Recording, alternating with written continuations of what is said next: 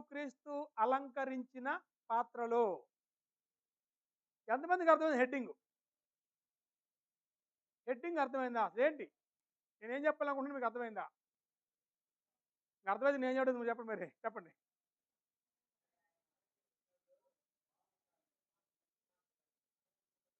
Very good. అలా ఉండండి. అది ఆయనకు అర్థమైంది. ఓకే. చక్రి గారు. యేసుక్రీస్తు అలంకరించిన పాత్రలు ఏమర్థం అర్థమైంది హెడ్డింగు? మాదిరి. ఆ! చెప్పు సంతోష్ చెప్పు. పాత్ర అంటే స్టీలే మామూలు ప్లాస్టికా? పూర్వకాలం మట్టి పాత్రలుండేయి. ఇప్పుడేమో స్టీల్ పాత్రలు, ఫైబర్ పాత్రలొచ్చినాయి. అయ్యేనా? చెప్పు. ఓకే. మధ్యలో అడ్డుకోను నేను. సారీ చెప్పు. హ్మ్. హ్మ్. హ్మ్. హ్మ్. హ్మ్. పాత్రలు. ఓకే. ఇంకా? కొందరు పర్లేదు. ఇంకెవరు చెప్పండి. కొంచెం మెరుగ్గా ఆలోచన చేయండి ఇంకొంచెం. అంతే ఇంచుమించుగా. మీరు ఏదైతే ఆలోచిస్తే దొరుకుద్ది ఆన్సరు. మీరేం చెప్తారమ్మా? ఆయన అలంకరించిన పాత్రలేంటి? సరే. ఏంటి కుపార్థంగా చెప్పండి.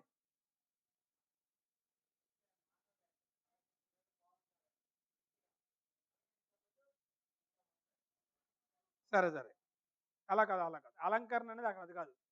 అలంకరణ అనే మాట అక్కడ ఎందుకు వాడబడిందంటే చెప్పండి రాజుగారు. ఆయన నమ్ముకున్న అలంకరించుకోవాలి. ఆయన నమ్ముకున్న ఏం చేయాలి అది? సరే వద్దు. మీరు అలా ఎక్కువ ఇబ్బంది పడొద్దు. ఫ్రీగా ఆలోచిద్దాం. ఇప్పుడు కుటుంబంలో మనం అందరం ఉన్నాం. కుటుంబంలో మన పాత్ర ఏంటి? కుటుంబంలో మన పాత్ర ఏంటి? అలా కాకుండా పురుషుని పాత్ర ఏంటి కుటుంబంలో? పోనీ అలా కడదాం. పురుషుని పాత్ర యజమాని. ఇంకా ఒక పాత్రనా? ఒకవేళ వివాహం అయితే భర్త పాత్ర పోషించాలి. పిల్లలు పుడితే తండ్రి పాత్ర పోషించాలి. తల్లిదండ్రులు ఉన్నారు కాబట్టి కొడుకు పాత్ర. వాళ్ళ అత్తమామకి అల్లుడి పాత్ర. ఇప్పుడు ఇంకా ఆలోచించండి. ఎన్ని పాత్రలు ఒక మనిషికి ఆలోచించండి ఒకసారి.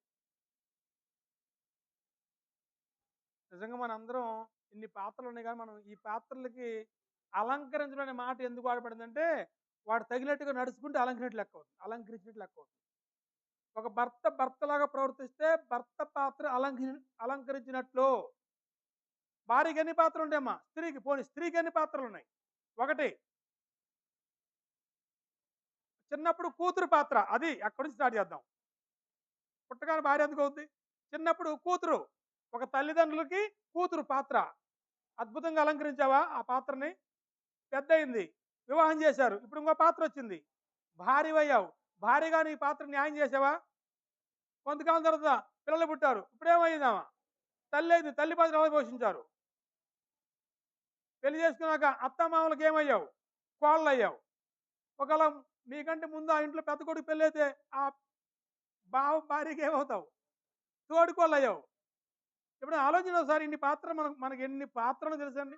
తోడుకోళ్ళ పాత్ర అద్భుతంగా పోషించారా? జ్యోతిమ్మ తోడుకోళ్ళ పాత్ర ఉందా నీకు?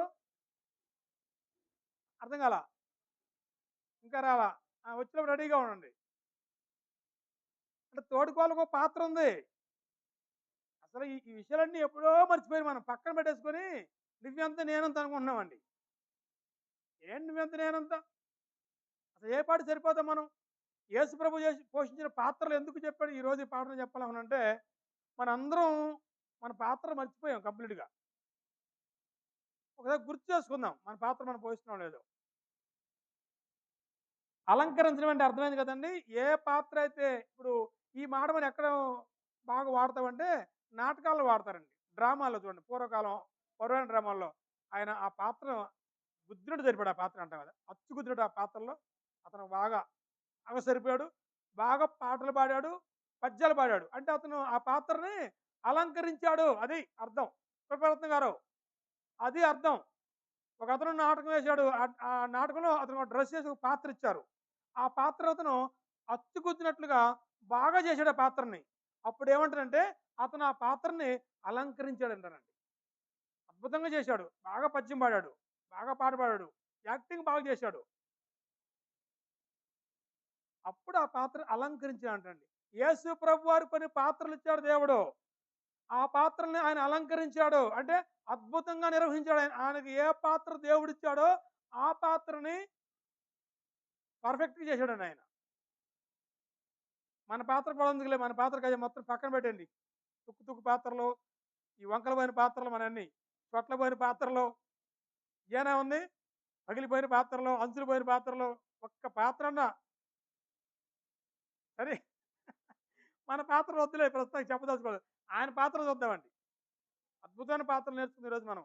మన పాత్ర చెప్పుకుంటే బోలెడు సమస్యలున్నాయి. ఇయన్నీ వంకలే, అన్నీ సొట్లే. కొనేటప్పుడు బాగానే ఉన్నాయి పాత్రలమ్మా. మరి ఎందుకు సొట్ల పోయినాయో? కోపంతో కానీ ఇసిరేత్తరు ఆ పాత్రని. రేపొద్దు దాంట్లో తినాలి నువ్వు. అమ్మా ఆ ఇసిరేత్తరు పాత్రని. కూర బాగోలేకపోతే పళ్ళెం విసిరేత్తరు ఒక అబ్బాయి. అన్నం ఉప్పు ఉప్పు తగ్గితేనేమో ప్లేట్ విసిరేత్తండ్రి. ఆ పాత్ర వంకపోతే రేపొద్దు మళ్ళీ అందుకు మనకు అందరి ఇంట్లో సొట్టపోయిన పాత్రలు, అరిగిపోయిన పాత్రలు, అంచులుడిపోయిన పాత్రలు. ఆ!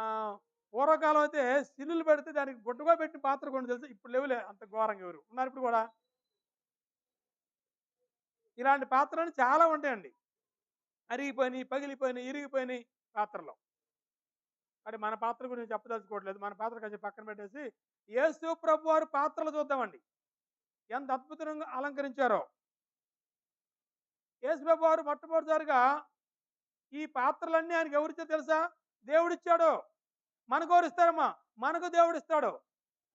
ఒకవేళ దేవుడు మనకు వివాహం చేయకపోతే మనకు భర్త అనే పాత్ర రాదు.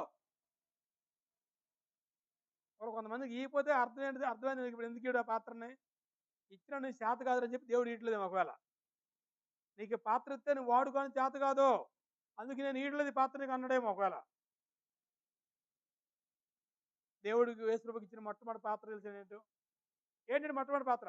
చక్రి గారు. యేసేపు మరియమ్మలకు ఒక బాలుడుగా, ఒక శిశువుగా ఆ ఇంట్లో పెరగాలి నువ్వు. ఆ పాత్ర అలంకరించాడు అద్భుతంగా ఏమన్నా అవకతవకలు చేశాడండి? ఒక వచనం చదవండి ఒకసారి. చదవండి వచ్చిన ఎక్కడుంది? జక్కర చెప్తారు చూడండి ఇప్పుడు.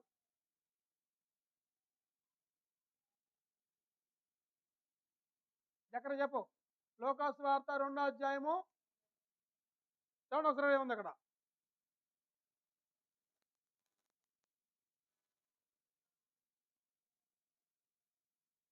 కుమారుని పాత్ర. కుమారుని పాత్ర యేసుప్రభువు అద్భుతంగా దేవుడు కోరినట్టుగా చేశాడా? లేకుంటే తేడా తేడా చేశాడా? నాటకం వేస్తున్నప్పుడు, డ్రామా వేస్తున్నప్పుడు గమనించండి తెర వెనకాల డైరెక్టర్ ఉంటాడండి. అతను బాగా నిద్రపడతాడు రాత్రికాలం. ఎందుకండి?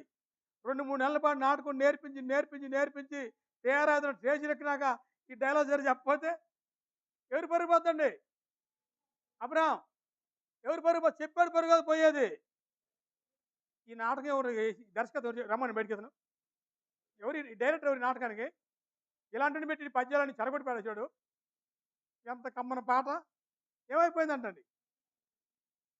ఇప్పుడు ఈ డైరెక్టర్‌కి ఆ రోజు నిద్ర పట్టదు, అన్నం పట్టదు, నీళ్లు పట్టవు, టెన్షన్ అనమాట అండి. ఎవరెలా చెబుతారు ఈ పాత్ర? ఈ పాత్ర చెబుతాడా? ఆ డైలాగ్ చెబుతాడా? సరిగ్గా యాక్షన్ చేయడా? ఆ బాధ ఉండదండి. ఈరోజు మనందరూ సృష్టికర్తటువంటి దేవుడు, జగన్నాటక సూత్రధారి, జగన్నాటక సూత్ర ఈ ప్రపంచం అటువంటి ఈ డయాస్ మీద, ఈ స్టేజీ మీదకి ఒక్కొక్కరు పంపించాడు ఆయన. పంపించాడండి. ఎన్ని పాత్రలు ఆలోచించండి. వందల కోట్ల పాత్రలు ఉన్నాయండి. దేవుడు చూస్తుంటాడా? వీడికి ఈ పాత్ర ఇచ్చాను ఏం చేస్తుంటాడో చూస్తాడండి? చూస్తాడమ్మా? ఈ పాత్ర ఇచ్చాను ఒక ఇంట్లో ఈ అమ్మాయిని కోడలు పంపించాను నేను. ఈ కోడల పాత్ర సరిగ్గా చేస్తుందా? గందరగోళం చేస్తుందా? దేవుడు గమనిస్తాడండి. అల్లుడి పాత్ర ఇచ్చాను ఇతనికి. అల్లుడి పాత్ర అల్లుడిలాగా పోషిస్తున్నాడా? చేత కావట్లేదా? మామ పాత్ర ఇచ్చాను. ఇలాగ మీరన్నీ ఆలోచించండి. తల్లి పాత్ర ఇచ్చాను, కొడుకు పాత్ర ఇచ్చాను. యేసు ప్రభు వారికి కుమారుని పాత్ర ఇచ్చాడు. ఇదిగో నువ్వు మరియమ్మ గర్భాన శిశువుగా పుట్టాలి. యేసేపటి యొక్క యోధా గోత్రపు వ్యక్తి యొక్క పెంపకంలో పెరగాలి నువ్వు. చూడండి ఒకసారి మాట లోకాసు వార్త 2:51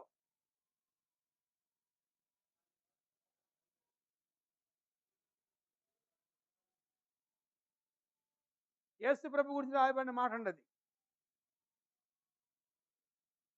తల్లిదండ్రులుగా ఉన్న వారికి, పెంచిన వారికి, పోషిస్తున్న వారికి లోబడి జీవించాడు ఎదురు మాట్లాడు యేసు ప్రభు వారు. ఈరోజు మనకి పిల్లలున్నారు. చాలా మందికి పిల్లలున్నారు. ఎదురు మాట్లాడుతున్నారా? లోబడుతున్నారా? మరి అప్పుడు ఆ పాత్రను వాళ్ళు అలంకరించారా? దుమ్ము దుమ్ము పట్టించారండి. ఆ పాత్రని మట్టి పూసారనమాట. అలంకరించలేకపోతున్నారు పాత్రల్ని. ఆ పాత్ర మరి ఏం చేస్తాం ఒకసారి ఆలోచన చేయండి. కడిగి మళ్ళీ పారలుద్దాం. అప్పుడప్పుడు చాలామంది ఇతర పాత్రలు ఇవన్నీ చింతపండేసి చింతకాయ పచ్చడేసి ఏదేదో గందరగోళం చేసి మొత్తం తోమి ఆ పైన వరుసని పేర్చుకుంటారండి. ఒక సంవత్సరం మళ్ళీ ఏమవుతాయండి అవి? మళ్ళీ తోపడతాయండి.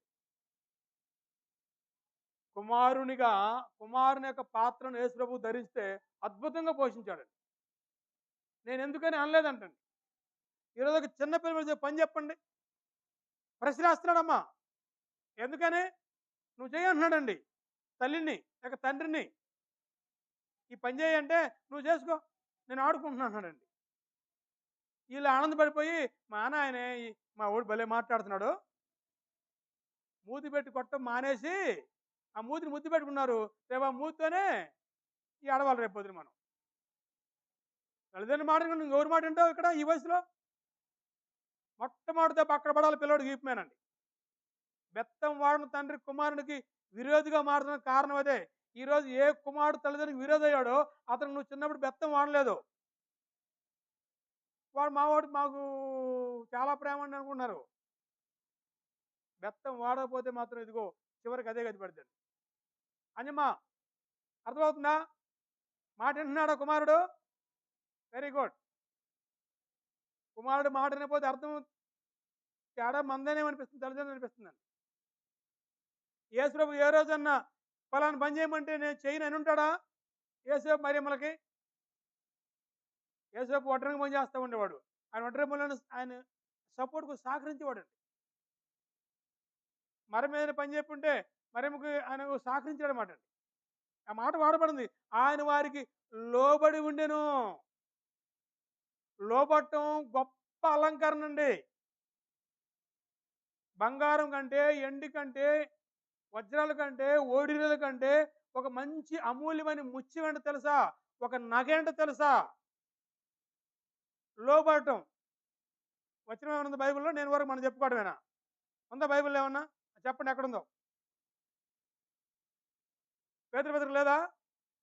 3వ అధ్యాయం లేదా? తీయండి మరోసారి. ఒకసారి చూద్దాం. ఈరోజు స్త్రీలు అలంకరణ పిచ్చి పెట్టిందండి. విపరీతంగా అలంకరించుకున్నారు. లోబట్టం మానేశారండి. భర్తకు లోపట్టం లేదు, అత్తమాల లోపట్లేదు, పెద్దోళ్ళు లోపట్లేదు. అలంకరణ మాత్రం ఎన్ని అధ్యాయమా? పేతురు పత్రిక 3వ అధ్యాయము చూడండి ఒకసారి. సాధువైనట్టు మృదువైనట్టు గుణము అను అక్షయాలంకారం అంతరంగ స్వభావం మీకు అలంకారంగా ఉండవలను. సాధువైనట్టు మృదువైనట్టు గుణము అనేది అలంకారం ఉండాలి. మృదువుగా మాట్లాడండి. ఎవరైనా కేకేయండి. మీరు మామూలుగా పిలవండి. ఎలా పలుకుతారు ఎవరైనా చెప్పండి దయచేసి. రత్నకుమార్ ఎప్పుడు మీ అమ్మగారు మీ నాన్న పిలిచినప్పుడు ఎలా పలుకుతావు నువ్వు? నేను ఎప్పుడు వినలేదు. మరి వాళ్ళు పిలిచారు, ఎలా పలుకుతావు అంటున్నాను. అర్థం కాలేదా? నా ప్రశ్న బాగాలేదు కదా? మీ పిల్లల్ని పిలుస్తావా? చందు రత్నసాగర్ పిలుస్తావు కదమ్మా, వాళ్ళు ఎలా పలుకుతారు అన్నా నేను. అది మృదువుగా అమ్మా ఏంటమ్మా అంటావరా? ఏంటి అంటారా? అది నా ప్రశ్న. ఒక్కరి మాట్లాడుతున్నా లేదంటే అమ్మ ఏందమ్మా పిలిచావమ్మా ఏం అని వస్తారు. అది నా ప్రశ్న. అమ్మా శాంతమ్మా ఎలాగంటున్నారు? అబ్రహాన్ని పిలిచినప్పుడు అక్కడ ఉండే సమాధానం ఏంటి ఇదిరిస్తున్నాడా లేదంటే దగ్గరకు వచ్చి అమ్మ పిలిచివా ఏంటమ్మా అంటాడు. అది ఎలాగంటాడు? ఒకసారి ఆలోచన చేయండి. శ్రావణి ఇప్పుడు పిలుస్తావా? గౌతమ్ అక్షయం పిలుస్తున్నావా? పిల్లగా పరిగెత్తుకొస్తున్నారు కదా. ఇందరూ ఒక పెళ్ళిడు కావాలి వాళ్ళకి. అప్పుడు మాట్లాడలేదు వాళ్ళు. ఇంతవరకు గౌతమ పక్షికి ఒక పెళ్లి కూడా కాలేదు. వాళ్ళు అప్పుడు శ్రావణ మాట వింటలేదంట. ఏం చేద్దాం చెప్పండి? వెంటనే బెత్తం వాడండి. అది. వెంటనే బెత్తం వాడండి. పిల్లలు బాగుపడతారండి. పెద్ద నాకు చెవి కొరికించుకోబాకండి. ఉరిశిక్ష చేసినాక ఆ కొడుకు వాళ్ళ అమ్మ చెవి కొరికినట్టు తెలుసుగా మీకు కథ. ఇప్పుడు చెప్పను నాకు టైం చాలదు. చాలా మంది ఏంటనుకున్నారు. ఇప్పుడు చెబుతాను బాబు, ఇప్పుడు చెప్పను. పెద్ద నాకు చెవి కొరికించుకోబాకండి. అది నా భాష.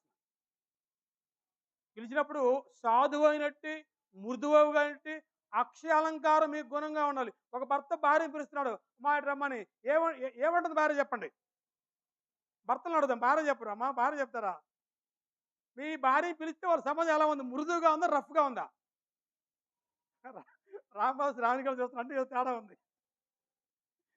నువ్వు పిలిచావనుకోండి శ్రావణిని, బాబా పిలిచి ఏంటి అని స్మూత్గా ఉందా పిలుపు, సౌండ్ ఎక్కువ వస్తుంది. అది నా ఉద్దేశం. సౌండ్ ఎక్కువే, అంతేనా? మరి సౌండ్ ఎక్కువ ఎలా కుదిరి అప్పుడు నువ్వు బంగారు నగలు పెట్టుకున్నా ఉపయోగం లేదు. ఇంతలో దండ దిగేసిన ఉపయోగం లేదండి. భర్త మాటకి వినయంగా దగ్గరికి వెళ్ళి సమాధానం ఇవ్వనప్పుడు నీ అలంకారం వేస్తావు. సాధువైనట్టి, మృదువైనట్టి, అక్షయ గుణం అనే అలంకారం. శారాట, శారమ్మ అందం మనం చెప్దాం కదా. శారమ్మ తన భర్తకి లోబట్టు ఎలాగంటే తన మనసులో కూడా ఆఖరికి మనసులో పైకి ఎలా ఉంచండి. మా యజమాని పిలిచాడు అని పరిగెత్తుకొచ్చింది అనమాట. ఏదైనా పని చేస్తుంటే పని ఆపొచ్చిందండి. భోజనం చేస్తుంటే భోజనం ఆపొచ్చిందండి. బట్టలు ఉతికేస్తే బట్టలు ఉతికి ఆపేది.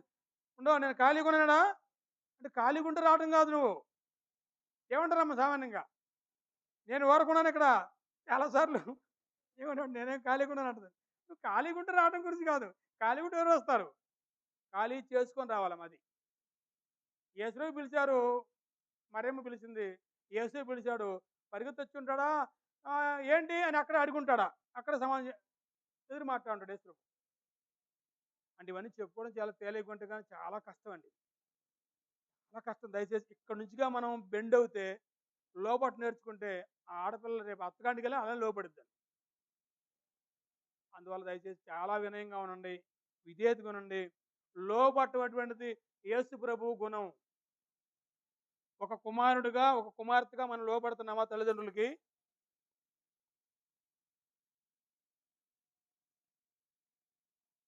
ఒక కుమారుడిగా, కుమారునిగా, లేక ఒక ఆడపిల్ల అయితే కుమార్తెగా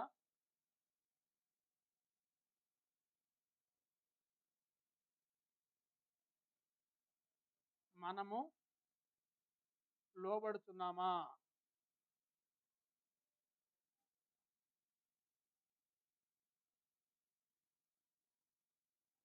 ఎవరి వాళ్ళ ప్రశ్న వేస్తున్నాను. ఆడపిల్లలు అయితే మీరు అనుకోండి, నేను మా అమ్మ నాకు లోబడుతున్నానా? ఒక మగపిల్లలు అయితే నేను అమ్మ లోబడుతున్నానా? ఏ విషయాలు లోబడుతున్నాను? ఒక కుమారునిగా లేక కుమార్తెగా మనందరం కూడా లోబడుతున్నామా? లోబడుతున్నామా అని ప్రశ్న వేసుకోండి. యేసు లోబడి జీవించాడు. ఆయనకి ఇచ్చిన పాత్ర అద్భుతంగా పోషించాడు. ఆయన అలంకరించాడు. ఇప్పుడు ఒక పాత్రను మనం ఎప్పుడు కింద వేస్తాం, ఇసిరేస్తాం? అది సరిగ్గా పనిచేయనప్పుడే కదా. అదే అదే పాత్ర బాగా పనిచేస్తే జాగ్రత్తగా వాడుకుంటాం, జాగ్రత్తగా పెట్టుకుంటాం. కాబట్టి యేసుక్రీస్తు కుమారుని పాత్ర అద్భుతంగా పోషించాడు, దేవుని మహిమపరిచాడు. రెండవ పాత్ర, యేసుక్రీస్తు లోకానికి వచ్చినటువంటి కారణం పాపులు రక్షించడానికి. క్రీస్తు లోకానికి వచ్చిన వాక్యం నమ్మదగినది. పాపులు రక్షించడానికి వచ్చాడు ఆయన. అంటే ఆ పాపులు రక్షించిన విషయంలో ఆయన పాత్ర అని తెలుసండి. రక్షకుడు లేక విమోచకుడు. రక్షకుడు లేక విమోచకుడు ఆయన పాత్ర అండి.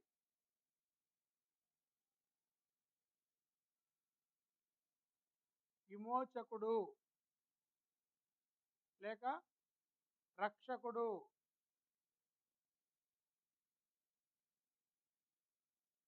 ఈ పాత్ర కూడా దేవుడు వచ్చి యేసుప్రభు వారికి అండి.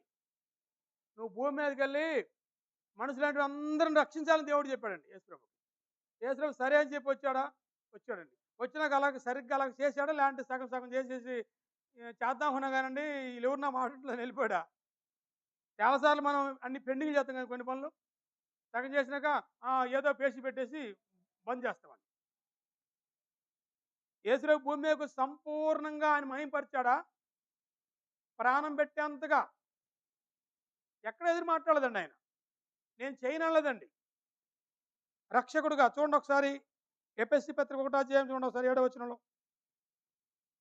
త్వరగా ఒక 6 పాయింట్లు చెప్పి నేను ఈ పాఠం ముగించేస్తాను క్లుప్తంగా. కొంచెం త్వరగా చదవండి. ఎఫెసీ పత్రిక 1:7. యేసుక్రీస్తు అలంకరించిన పాత్ర రక్షకుని పాత్ర.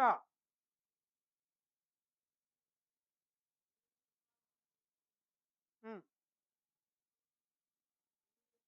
హ్మ్.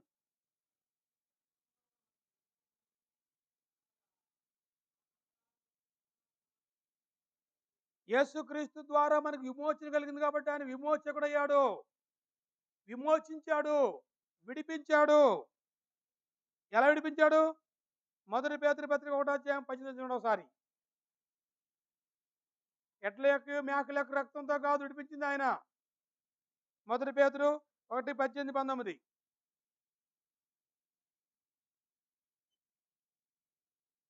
ఎఫెసీ 1:7.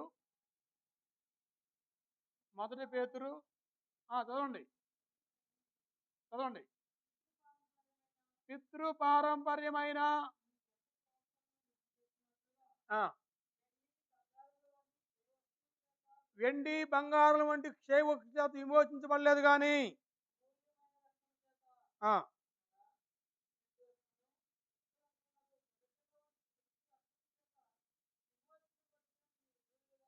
చాలండి. ఎవరైతే విమోచించబడ్డారో వారిని ప్రభు ఎలా విమోచించాడు? వెండి వస్తువుల చేత కాదు, బంగారు వస్తువుల చేత కాదు, నిష్కలంకబడిన రక్తం చేత. రక్తం అంటే తన ప్రాణమే. ప్రాణానికి ఆధారం రక్తం కాబట్టి రక్తం చేత అంటే ప్రాణం చేత. ప్రాణం పెట్టి మనల్ని విమోచించాడు.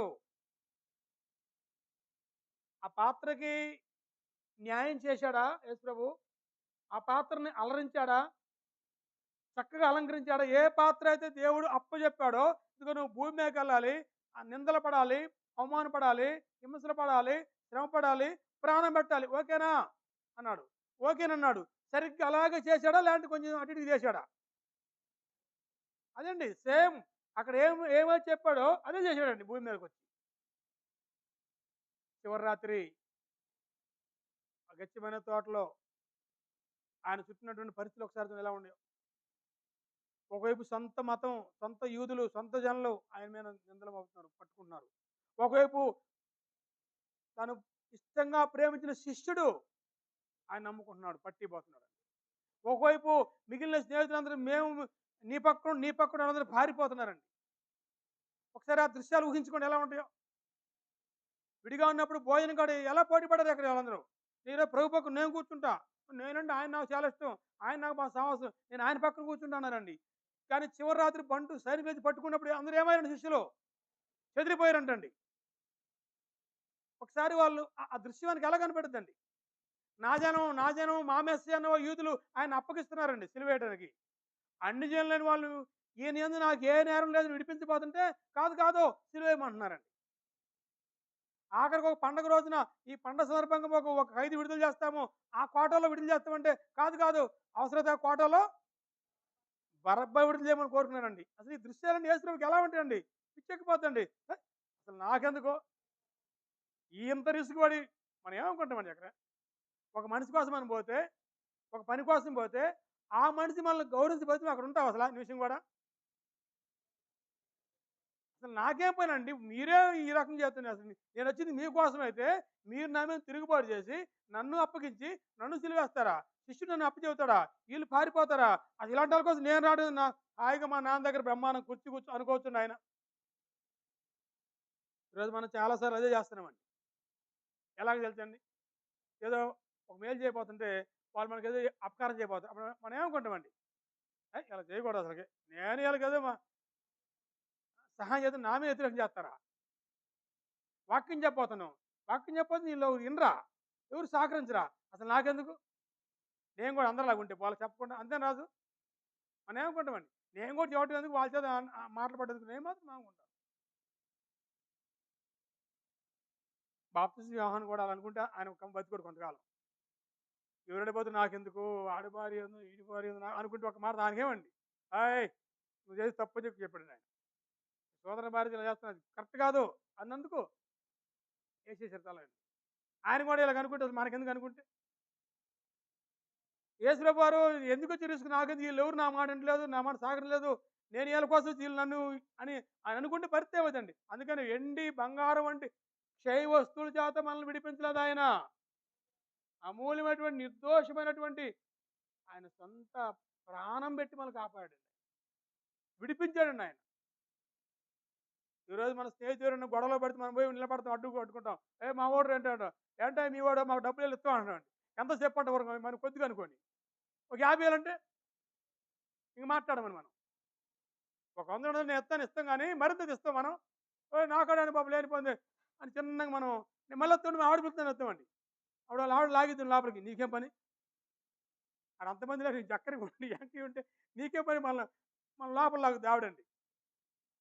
లోపల లాగకూడదు, మీ ఫ్రెండ్ అంటున్నావుగా మరి నిలబడి ధైర్యం. ఇప్పుడు యేసు మన కోసం ప్రాణం పెట్టి అలా ధైర్యంగా ఉన్నాడండి. విమోచకుని పాత్ర పర్ఫెక్ట్గా పోషించాడండి ఆయన.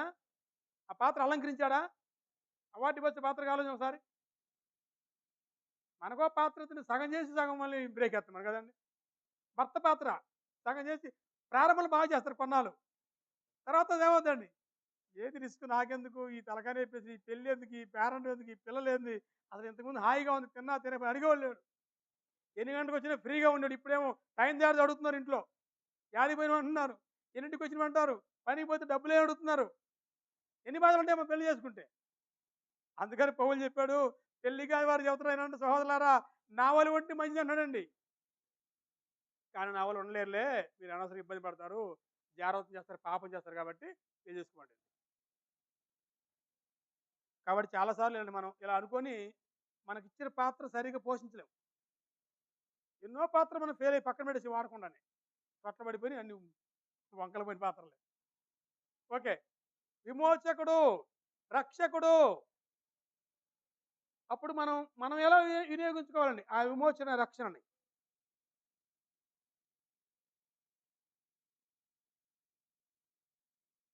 నీవు విమోచించబడితివా?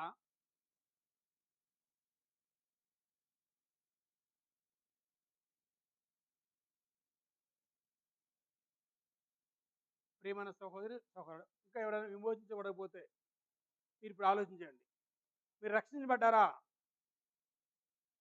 రక్షించబడితే రక్షణలో కొనసాగండి. ఒకవేళ ఇంకా విమోచించబడకపోతే ఇప్పుడైనా విమోచించబడడానికి సిద్ధపడండి. ఆయన మన కొరకు విమోచించడానికి వచ్చాడు, ఆయన రక్షించడానికి వచ్చాడు.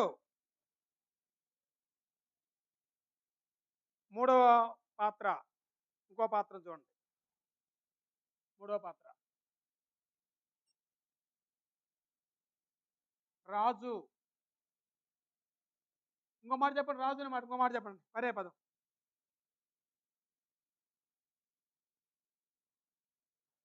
అయ్యా,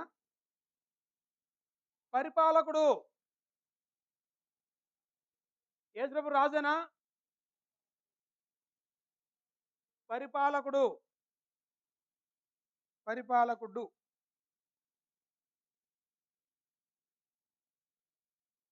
యేసుప్రభు రాజు. కొలస్సే పత్రిక 1వ అధ్యాయము 13వ వచనం.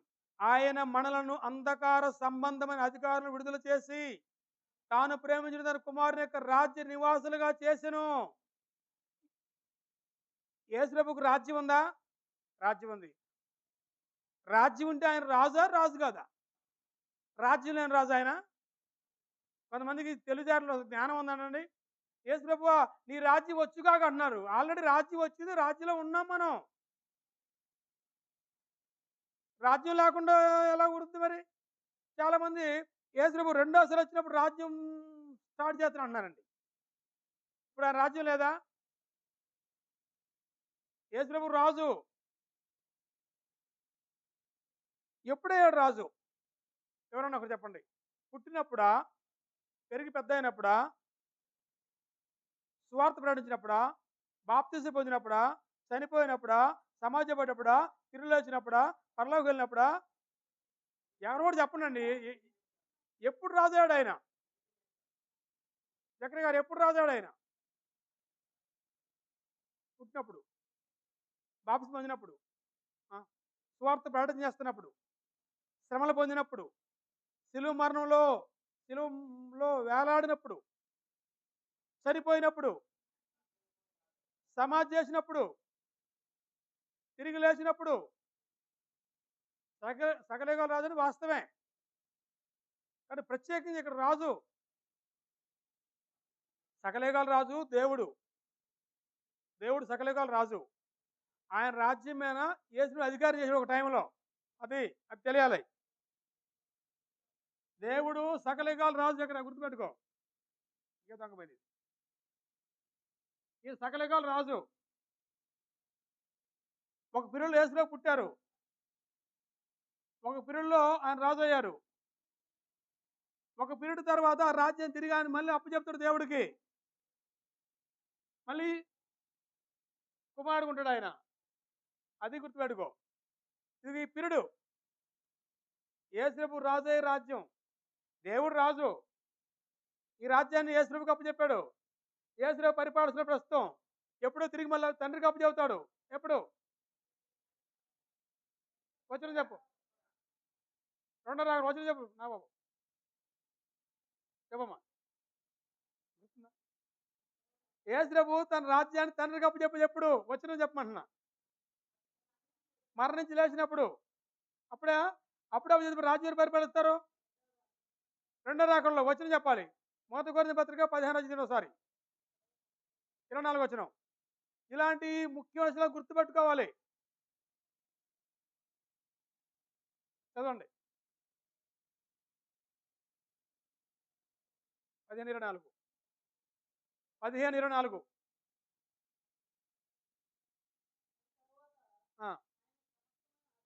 ఆధిపత్యమును, అధికారమును, బలమును కొట్టివేసి మొదటి కొరింథీ పత్రిక 15:24. అధికారం, బలము, శక్తి, పవరు ఇప్పుడు దాకా యేసుప్రభుకి ఇచ్చాడు దేవుడు. మరలా ఇవన్నీ తిరిగి ఎవరికి ఇస్తాడు ఆయన? తండ్రికి అప్పచెప్తాడు. ఈ పీరియడ్ అనమాట అండి. అప్పుడు ముగింపు వచ్చేది. నిత్యత్వం వెళ్ళిపోద్ది. నిత్యత్వంలో యెహోవా రాజు, యేసుప్రభు రాజకుమారుడు. అది అది గుర్తుపెట్టు. దగ్గరికి కీ పాయింట్ గుర్తుపెట్టుకో. యేసుప్రభు పుట్టినప్పుడు రాజు కాదు మామూలుగా. ఆయన రాజు అయినటువంటి సందర్భం ఒకటి ఉంది. ఎవరో కానీ ముందుగా చూశాడు యేసుప్రభు రాజు అవటం. కొన్ని వందల సంవత్సరాల ముందు చూశాడు యేసుప్రభు రాజు అయ్యేటువంటి దృశ్యాన్ని కళ్ళారా చూశాడు ఆయన ప్రవక్త దానియేలు గారు. వచ్చిన చెప్పు. ఇది తెలియాలి. చెప్పమ్మా. ఒక మహావృతుడు ఉన్నాడంట. ఆ మహావృతుడి దగ్గరికి మనిషి కుమారుని పోలిన ఆయన తీసుకురాబడ్డాడు. ఆయనకి అధికారము, రాజ్యము, మహిమ, ఘనత ఇవ్వబడింది. 7వ అధ్యాయం చూడండి ఒకసారి. యేసుప్రభు రాజు అయ్యాడా? అది మనం చూస్తున్న పాయింట్ ఇప్పుడు.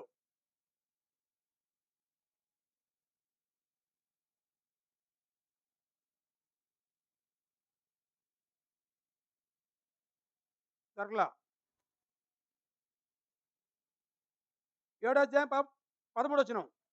రాత్రి కాలం దర్శనం ముందు నేను ఇంకా చూస్తుండగా ఆకాశ మేఘారూఢై మనిషి కుమారుని పోలిన ఒకడు వచ్చి ఆ మహావృతుడగు వారి సన్నిధిని ప్రవేశించి ఆయన సముఖమునకు తేబడెను. సకల జనులను, రాష్ట్రములను, ఆయా భాషలు మాట్లాడువారును ఆయన సేవించినట్లు ప్రభుత్వమును, మహిమయు, ఆధిపత్యము ఆయనకి ఇవ్వబడింది. ఎవరికి? ఎవరో మహావృతుడు? యెహోవా తండ్రి దేవుడు. ఆ మనిషి కుమారుని పోలిన వ్యక్తి ఎవరు? యేసుప్రభు వారు. ఎప్పుడు వెళ్ళాడు తండ్రి కుడిపార్శ్వనికి? ఒకసారి చూడండి. ఎఫెసీ పత్రిక 1:19. ఆయన తన బలాశయం చేత ఆయన మృతుల్లో లేపి. ఎఫెసీ 1:19. ఆయన తన బలాశయం చేత ఆయన మృతుల్లో లేపి శక్తి కంటెను. ఆ మాట చూడండి సారీ. 1:19 ఎఫెసీ పత్రిక. అధికారం కంటేను ఒకసారి చూద్దాం. ఎఫెసీ పత్రిక 1:19. యేసుప్రభు చనిపోయారు. సమాజ పట్టు యేసుప్రభు లేపాడు ఆయన. యేసుప్రభుని లేపి ఏం చేశాడంటే ఆయన తన బలాభిషేకం చేత ఆయన మృతులను లేపి, ఇంకా వచ్చింది లేదా?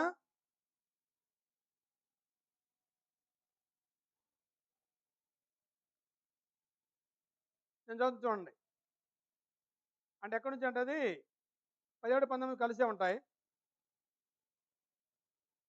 అంటే 20, 21 చూడండి. 20, 21.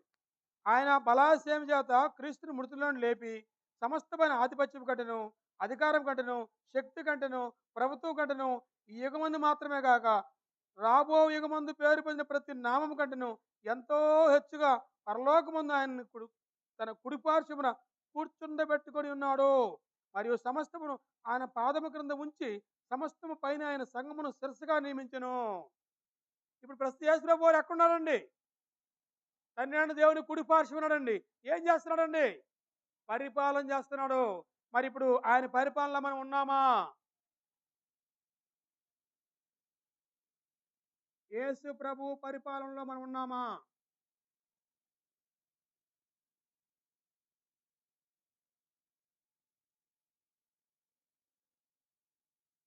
ఇది ప్రశ్న వేసుకోవాలండి. వచ్చిన వేసుకుని ఒకసారి ఎఫెసీ 1:20, 21.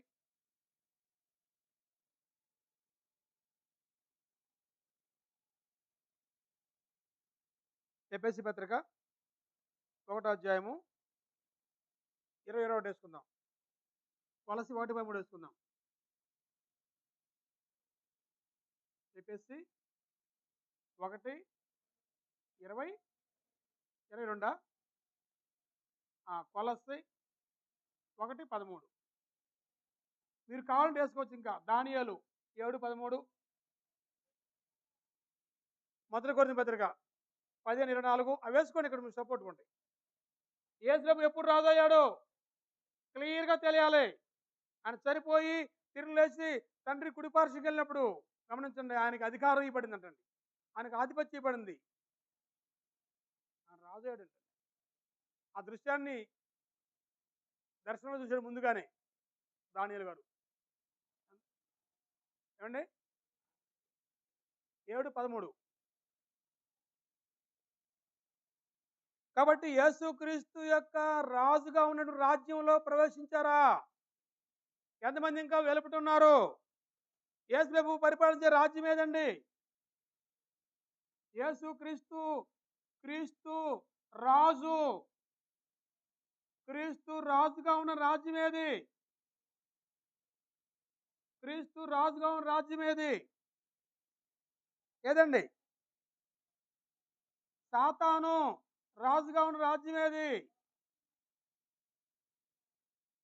సాతాను రాజుగా ఉన్న రాజ్యం లోకం. యేసుక్రీస్తు రాజుగా ఉన్న రాజ్యం క్రీస్తు సంఘం. కాబట్టి ఇప్పుడు సాతాను రాజుగా ఉన్న రాజ్యంలో నుంచి క్రీస్తు రాజు రాజ్యంలోకి వచ్చారా? ఇక్కడ ఎంతమంది వచ్చారు? ఎవరికోవాలో ఆలోచించుకోండి. ఇంకా ఎంతమంది ఇక్కడ ఉన్నారు లోకంలో? మీరు ఇంకా లోకంలో ఉంటే మీకు రాజు ఎవరు తెలుసా? అది నేను చెప్పట్లేదు. మీకు రాజు ఇంకా ఈయనే. మీరు క్రీస్తులోకి వస్తే, సంఘంలోకి వస్తే మీకు రాజు ఈయన అవుతాడండి. ఈయన పరిపాలన బాగుంటుందా, ఈయన పరిపాలన బాగుంటుందా ఆలోచించండి ఒకసారి. మనసున్నటువంటి భయంకర పరిస్థితి ఏంటంటే ఈ యేసుక్రీస్తు రాజు బాగుంటుంది అంటున్నారు, కానీ ఈయన పరిపాలన అంటున్నారు. ఎలా బాగుంటాం? యేసుక్రీస్తు పరిపాలన బాగుంటుంది అంటున్నారు, ఆయన పరిపాలన రావట్లేదు. మరి బాగుంటే రావాలి కదా. కాబట్టి మనం యేసు ప్రభువు పాలనలో ఉన్నామా? యేసుక్రీస్తు రాజుగా ఉండే నన్ను పరిపాలిస్తున్నాడా? ఈరోజు చాలా మంది అంటే సాతాను డైరెక్ట్గా సాతాను మనం ఎలా పరిపాలిస్తారంటే యేసురావు మాట వినకుండా నా ఇష్టం నేను ఇంతే అంటామండి. అర్థం ఏంటండి? సాతాను పరిపాలన ఉన్న లెక్క. అలా కాకుండా అలాగన బైబిల్లో అలా రాయబడింది అలా అది అలాగనే అంటే నువ్వు క్రీస్తు పరిపాలన ఉంటే లెక్కండి. లోపడతారా క్రీస్తు మాటకి? సాతాను మాట లోపడతారా? యేసుక్రీస్తు అలంకరించిన పాత్ర ఏ పాత్ర అండి? రాజు పాత్ర. రాజు పాత్ర సరిగ్గా పరిపాలించాడు యేసుప్రభు వారు, పోషించాడా? ఇప్పుడు పోషిస్తున్నాడా? మన పక్షాన యేసుప్రభు తండ్రి దేవుడి దగ్గర మన పక్షాన మాట్లాడుతున్నాడు. రాజు ఏం చేయాలండి? రాజ్యాన్ని, ప్రజల్ని పరిపాలించాలండి. కష్టం వచ్చి చూసుకోవాలండి. అవసరమైతే ప్రాణం పెట్టి అంత త్యాగం చేయాలండి రాజు అంటే. యేసుప్రభు చేశాడా? అదండి, తన స్వరక్తం పెట్టి మనల్ని కొనుక్కుని ఆయనండి. నా రాజ్యం అని చెప్పాడు ఆయనండి. నా రాజ్యం వేరు, మీ రాజ్యం అని చెప్పాడండి. వీళ్ళందరూ అన్నారు, నువ్వు మళ్ళీ రాజువా, నువ్వు రాజు అవుతావా? నా రాజ్యం వేరులే అన్నాడండి ఆయన. వీళ్ళు కంగారు పడుతున్నాడు, నా రాజ్యం పోతేమో, నా రాజ్యం పోతే. నీ రాజ్యం ఎవరికి కావాలి తీసుకుని, నీ రాజ్యం నాకు అక్కర్లేదు. నా రాజ్యం వేరు, నా తండ్రి రాజ్యం వేరు, నా సంస్థాపన వేరు, నా పరిపాలన వేరు ఉంటుందండి. వీళ్ళు ఏమనుకున్నారు? రాజు పుట్టాడంటే మన పోస్ట్ పోద్దాం అనుకుంటున్నాను. ఎవరికి కావాలి నీ పోస్ట్? నువ్వే ఉంచుకునే పోస్ట్. నా రాజ్యం వేరు, నా ఆలోచన వేరు. కాబట్టి యేసుప్రభు రాజ్యం ఉందా భూమి మీద? యేసుప్రభు రాజు రాజ్యం భూమి మీద ఉంది. ఆయన రాజ్యంలోకి వద్దాం. వచ్చిన వారు చాలా మంది ఆయన పరిపాలన ఉండలేదు. ఆయన రాజ్యంలో ఉన్నారు కానీ ఆయన మాట వింటలేదు. ఒకసారి ఆలోచన చేయండి. నాలుగవది, 4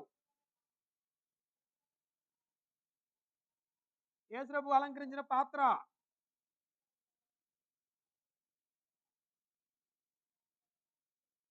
ప్రధాన యాజకుడు.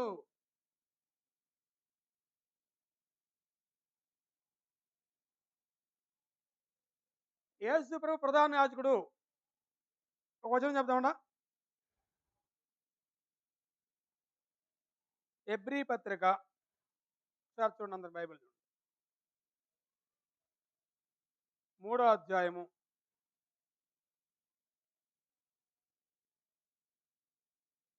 ఎబ్రీ పత్రిక 3వ అధ్యాయము. ఇందువలన పరలోక సంబంధమైన పిలుపులో పాలు పొందిన పరిశుద్ధ సహోదరులారా, మనం ఒప్పుకున్న దానికి అపోస్తులను ప్రధాన యాజకుడైన యేసు మీద లక్ష్యముంచుడి. యేసుప్రభు ఎవరంట? ప్రధాన యాజకుడు. పూర్వకాలం ప్రధాన యాజకుడు ఎవరు? లేవి గోత్రంలో అహరోను గారు. ఏంటంటే ఆయన పాత్ర? ప్రజల పక్షాన విజ్ఞాపనల్ని దేవుడు చెప్పేవాడు. అంటే దేవునికి ప్రజలకి మధ్యవర్తిగా ఉండడం ఆయనండి. దేవునికి ప్రజలకి మధ్యవర్తి. మధ్యవర్తిత్వం అనేటువంటిది కష్టమా తేలిక? చాలా కష్టం అండి. అటు ఏదని తెలియదు, ఇటేమో తెలియదు. వాళ్ళు ఇతనంటే వీళ్ళు ఇతనంటారండి. అందుకని చాలా మంది కొన్ని పనులకి మధ్యవర్తి ఉండరు. అబ్బో నాకు వద్దు తలకనే పోయి ఆ నోట్లు నోరు పెట్టలేమంటారు కొంతమంది. నేను తట్టుకోలేమంటానండి. ఎందుకంటే భయంకరంగా ఉంటుంది పరిస్థితి అనమాట. బాగున్న సేపు బాగానే ఉంటుంది, తేడా పడితే ఏమంటారండి, వాళ్ళు చేశారు మాకు తిప్పలు అంటారండి. బాగున్నప్పుడు ఇక ఎల్లకాలం వాళ్ళు చేస్తారని తిప్పలు మనకి. మనం నడుచుకోవడం చేతకాల, మనకి ఇచ్చిన పాత్రను వాడుకోవడం చేతకాల. నాకు ఎంతేనా? నీకు మంచి పాత్ర ఇచ్చాం లేదా, నువ్వు వాడుకో చేతకాక ఇది పలానా అని ఇచ్చాడు అంటాడండి. ఆయన ఇస్తే నువ్వు, ఆయన ఇచ్చాడు మంచిది ఇచ్చాడు నీకు, నువ్వు బాగా వాడుకోలేదు. యేసుప్రభు వారు చేసినటువంటి పాత్ర ప్రధాన యాజకుడు. ప్రజల పాపాల కొరకు ఆ గొర్రెపిల్ల రక్తం తీసుకొని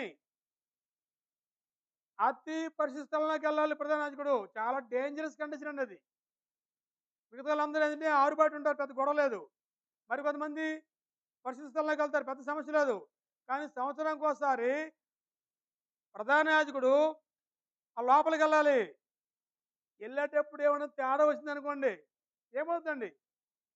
అక్కడే టపా, ఇక బయటికి రావడం లేదండి, ఇక ప్రాణం కూడా. అంత భయంకరటువంటి ఆ ప్లేస్కి వెళ్తే చాలా డేంజరు, చాలా జాగ్రత్తగా ఉండాలి. ప్రధాన యాజకుడు శవాన్ని ముట్టకూడదు. అహరోను కుమారుడు చనిపోయినప్పుడు శవాలు ముట్టుంటాడు ఆయన? ముట్టలేదండి. అదండి మయా ముట్టాడని భయపడే అంతకుండా. అదేంటండి కొడుకుల శవాలు ముట్టలేదా? ముట్టలేదండి. ఆయన డ్యూటీ అలాంటిది అక్కడ. ప్రధాన యాజకుడు అంటే చాలా సీరియస్గా ఉండాలి. ప్రజలందరి పక్షాన్ని నువ్వు ఉండాలి అక్కడ.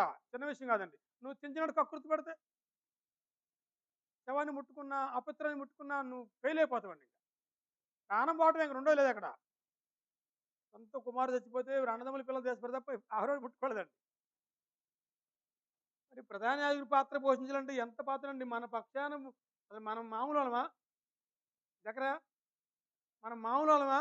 మరి మన పక్షాన ఒకళ్ళతో పుచ్చుకొని మధ్యవర్తిగా ఉండి ఆయన మన దగ్గర మనతో మాట్లాడుతున్నప్పుడు మనం ఎలా నడుచుకోవాలి ఇప్పుడు? ఇప్పుడు యేసు ప్రభువు తండ్రి అయిన దేవుడు కుడి పార్శ్వం కూర్చొస్తున్న పని ఏంటి? ఒకటి, పరిపాలన చేస్తున్నాడు. ఓకే. ఇంకో పని చెప్పండి. మన నిమిత్తము తండ్రికి విజ్ఞాపన చేస్తున్నాడు. మనం చేసే తుంటరి పనులన్నీ ఆయన చేసి, ఇదిగో నువ్వు చూడనప్పుడు అయ్యా నీకు నేను చూసుకుని దగ్గర నేను కనుక్కోటి చదువుతా అని ఆయన మన పక్షాన రిక్వెస్ట్ చేస్తున్నాడు. మనం ఏమో వేసేస్తా ఉంటామండి. ఆ పైన అది జరుగుతుంది అక్కడ. మనం ఏదో వ్యతిరేకం చేస్తాం. దేవుడు కోపం వస్తుంది. ఈయనేమంటాడు, ఆగా నేను దగ్గర ఏమో చెబుతా గారికి ఒక సంవత్సరం ఈ సంవత్సరం అవకాశమే. ఈ చెట్టు 3 సంవత్సరాలు చూస్తున్నాడు కాయట్లేదు, వేసేయమని చెప్పాడు యజమాని. అప్పుడు తోటమాలి అని చెప్పాడు తోటమాలి. నేను నేను ఎన్నో కొంచెం మళ్ళీ కొంచెం లైన్ చేస్తానయ్యా. కొంచెం మళ్ళీ పాలు దోవుతాను, కొంచెం నీళ్ళు పోస్తాను. ఈసారి చూడండి నా మాటని. ఈ ఒక్కసారి కానీ పండకపోతే అప్పుడు తీసుకుందాం. అసలు ఆయన మాటని ఆయన నిజంగా ఓర్చుకున్నాడు కానీ సరిపోయి, లేకపోతే మనం మన మొక్కలన్నీ ఎప్పుడు లేపేయాలి ఈ పాట ఆయన. మనం మొక్కలు ఎప్పుడో లేపేయాలి ఆయన మనల్ని. కేవలం మన పక్షాన యేసు అడ్డుపడుతున్నాడు అక్కడండి. ఆయన ముఖం చూసి ఈరోజు మనం ఇక్కడ ఏదో భూమి మీద తిరుగుతున్నాం కానీ మనం మన టాలెంటా? మన ఊపిరాన్ని ప్రార్థన మనం మనం కాపాడుతున్నాం ఆయన. నేను ప్రార్థన పోతున్నాను కాబట్టి కాదు, మన పక్షాన యేసు. ఎందుకని ఆయనకు అంత బాధ ఎందుకు? ఆయన ప్రాణం పెట్టి కొన్నాడు కాబట్టి ఆయనకు అంత బాధ ఉంటుందండి. మీరు ఎప్పుడైనా డబ్బులు ఇచ్చి కొన్న వస్తువు పాడైపోయినప్పుడు చూడండి ఎంత బాధ ఉంటుందో. ఎవరిని ఇచ్చిన వస్తువు చూడండి ఎలా ఉంటుందమ్మా. పోతే పోయిన మన వాళ్ళు ఇచ్చారులే అనుకుంటాం, కానీ కొనుక్కున్న వస్తువు చూడండి. ఈ రూపాయలు కొన్న వస్తువు 2 రోజులు పనిపోయినాను, ఆ వస్తువు ఈరోజు పోయిందంటే నాకు అంత బాధ అవుతుందండి. ఎవరన్నా ఇచ్చిన వస్తువు అనుకోండి, సరే ఉండడం ఉంటుంది, పోతే పోయింది అనుకుంటాం, సింపుల్గా ఉంటుంది. యేసుకి ఎందుకు అంత బాధ? తండ్రి కూడా కోపం వచ్చేసరి ఈయనకి ఎందుకు కోపరాడు తెలుసండి? ఈయన ప్రాణం పెట్టిన ఆయనండి. ఇంత చేసి కష్టపడి నేను ప్రాణం పెట్టి వాళ్ళని కాపాడుకుంటే ఒక్కరి సాగా నేను మరలా అవసరమైతే నేను జ్ఞాపకం చేస్తానులే, పరిశుద్ధాత్మ మళ్ళీ గుర్తు చేస్తానులే. వాడు పరిశుద్ధాత్మ మనలో ఉండి, ఇదిగో నువ్వెవరు తెలుసా, నువ్వు దేవుని కుమారుడు, నువ్వేంటి ఇలా చేస్తున్నావేంటి అని మళ్ళీ సరిచేస్తే కాస్త మనస్సాక్షి పనిచేస్తేనేమో నిజం నిజం సర్దుకుంటాడు, లేకపోతేనేమో అంతే. కాబట్టి యేసు ప్రభువు మనకి మధ్యవర్తికున్నాడు తండ్రి అయిన దేవునికి మనకి. ఒకసారి చూడండి తిమోతి పత్రిక 2వ అధ్యాయము 5వ వచనం. మొదటి పత్రిక 2వ అధ్యాయం 5వ వచనం. దేవుడొక్కడే, దేవునికిని నరులకును మధ్యవర్తి ఒక్కడే, ఆయన క్రీస్తు యేసును నరుడు. దేవుడు ఒక్కడే, మధ్యవర్తి కూడా ఒక్కడే. మధ్యవర్తి కూడా వాస్తవానికి ఒక్క వ్యక్తి అయి ఉండాలండి. ఇద్దరు ముగ్గురు ఉంటే తేడా పడుతుంది. మనం తెలివితేటలు ఉపయోగించుకొని ఒకంతా మాట్లాడుతూ మళ్ళీ ఇంకొంత మాట్లాడుతూ నువ్వు కూడా మాట్లాడు, నువ్వు కూడా మాట్లాడకుండా, అందుకే మనకు నష్టపోయేది. మనం ఇద్దరు ముగ్గురు మధ్యవర్తులు పెట్టుకోవద్దు, ఎప్పుడు కూడా గుర్తుపెట్టుకోండి. ఆ ఒక్క వ్యక్తిని పెట్టుకొని అతను నమ్మకస్తులే ఉండాలండి. ఎలాంటి నమ్మకస్తులు అంటే, పెద్ద మాట చెప్పండి, ఇద్దరమే చేసి అంత అంత సనువు ఉండాలంట అతనికి. ఎవరికి? ఈ మధ్యవర్తికి ఈ వ్యక్తి మీద చేయాలి, ఈ వ్యక్తి మీద చేయాలి. ఇటు మళ్ళీ అప్పుడు ఏం చెప్పాలండి ఇతనితోటి, ఇతని గురించి ఏం చెప్పాలమ్మా? నీకెందుకు నేను చూసుకుంటాను, నేను చెప్తాగా నువ్వెందుకు అని ఇతను చెప్పాలండి. ఇటేం చెప్పాలండి? నేను చెప్పానానికి నువ్వు నా మాట నువ్వు జాగ్రత్త ఉంటే, లేకపోతే నీకు తేడాపడి ఎలా చెప్పగల మనిషి ఉండాలి.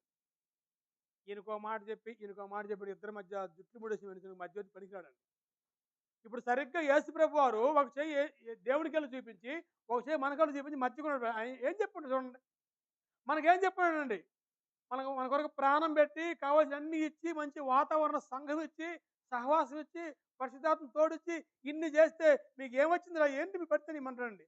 ఆడు ఆయనకెళ్ళే చెప్తాడండి, అయ్యా నీకెందుకు, నేను నేను చూస్తాను, నేను చెప్తా కదా, ఒకసారి నా ముఖం చూసి నా మాట నేను ఆయన చెప్తాను కదా, ఇప్పుడు టైం ఏంటి సంవత్సరం, రేపు వచ్చే బైబిల్ క్లాసులో మంచి వాక్యం చెప్పిస్తాను చేత. యేసు అటు ఆయన చెప్పాల్సిన ఆయన చెప్పుకుంటున్నాడు, మనం చెప్పే మనం చెబుతున్నాడు, మన సఖ్యపరుస్తున్నాడు అండి. మనం ఒకప్పుడు శత్రువులుగా ఉన్నాం, దేవునికి విరోధులుగా ఉన్నాం, వ్యతిరేకులుగా ఉన్నాం, పాపం చేసిన పాడైపోయిన వరకు ఉన్నామండి. అటువంటి మనలను యేసు ప్రభు తండ్రి అయిన దేవునితో సమాధానపరిచాడు. కాబట్టి ప్రధాన యాజకుడి యొక్క పని అంటే అర్థమైంది కదండి. ఆ ప్రధాన యాజకుడు సంవత్సరానికి ఒకసారి ప్రతి సంవత్సరం తనది కానీ రక్తం తీసుకుని పోయేవాడండి. కానీ ఈ ప్రధాన యాజకుడు ఒకే ఒక్కసారి తన సొంత రక్తం తీసుకుపోయాడండి. ఎవరు పోతారండి? అహరోను కూడా పోలేదండి. ఆయన వేరే గొర్రెపిల్ల రక్తం తీసుకుపోయాడు అహరోను అండి. అహరోను కంటే శ్రేష్ఠనైన. అహరోను గొప్పవాడు వాస్తవానికి. అహరోను కంటే శ్రేష్ఠుడు. సొలొమోను జ్ఞానవంతుడు వాస్తవానికి. సొలొమోను కంటే శ్రేష్ఠుడండి. సొలొమోను పరిపాలన ఎలా ఉందండి? కొంతకాలం బాగుంది గానీ, కొంతకాలం మాత్రం బోల్తా కొట్టేసింది. కానీ సొలొమోను కంటే గొప్పోడు యేసుప్రభువాడు. అహరోను కంటే గొప్పోడు యేసుప్రభువాడు. కాబట్టి ఇక్కడ ప్రధాన యాజకుడిగా ఉండి తన సొంత రక్తం తీసుకొని తండ్రి దగ్గరికి వెళ్ళి మన పక్షాన విజ్ఞాపన చేస్తున్నాడు యేసుప్రభు వారు. గుర్తుపెట్టుకోండి. ఆయన ఆయన ఆ పాత్ర సరిగ్గా పోషిస్తాడా లేదంటే ఏమన్నా కొన్నాళ్ళు చూసి ఏమో నాకు తెలియదు తండ్రి నువ్వు చేసుకున్నాడా? మనం తిరిగి మరలా దేవుని దగ్గరికి చేరిందా కానీ రెస్పాన్స్ ఉంటుంది తెలుసండి. అంతా కావాలి మన పరిశుద్ధాత్మ చూడాయన మళ్ళీ. ఆయన వెళ్తూ నేను వెళ్ళి మీకు పరిశుద్ధాత్మ పంపిస్తాను, ఇలా మీరు కొంచెం జాగ్రత్తగా ఉండండి, జాగ్రత్త పరిశుద్ధాత్మ అందుబాటులో మీరు అనుకూలంగా ఉండండి, నేను మరలా వస్తా. ఎందుకెళ్ళండి నేను తండ్రి కాడికి? మీకు స్థలం సిద్ధపరచగలుగుతాను నేను. స్థలం సిద్ధపడింది ఏమి లేదు, దేవుడికి మన గురించి చెప్తాడండి. ఆడవాడు అమాయకులు అన్నాడు, మొహం వాడు ఏది చేసేవాడు వాడు ఎట్లా వాడు పని మన గురించి చెప్పడానికి వెళ్ళాడు ముందు. రిక్వెస్ట్ అనమాట అండి. డైరెక్ట్గా మనకైతే అర్హులం కాదు మనం. పరలోకపడ మనకు ఏమాత్రం అర్హత ఉందండి ఏమన్నా? అప్పుడు మన పక్షాన్ని ముందు ఆయన వెళ్ళిపోయి ఈలోపు ఆయన మాట్లాడుతున్నాడు మరి తండ్రి కుడి పార్శ్వం కూర్చొని. నేను చెప్తాలే తండ్రి నాయన నువ్వు ఎట్లా వాడు చేద్దాం ఈసారి మార్చుకుంటాలే అని చెప్పి మన మన పక్షాన మాట్లాడుతున్నాడు. పరిశుద్ధాత్మ పని అదే ఇప్పుడు. ఉచ్చరింప శక్యము కాని మూలుగుతో మన పక్షాన మాట్లాడుతున్నాయనండి. కాబట్టి ఈయన ప్రధాన యాజకుడు. ఆ ప్రధాన యాజకుని యొక్క యాజకత్వంలో మనం ఉన్నామా? మనం ఎవరండి ఇప్పుడు? యాజకులము. వచ్చిన హెబ్రీ పత్రిక 3:1 3:2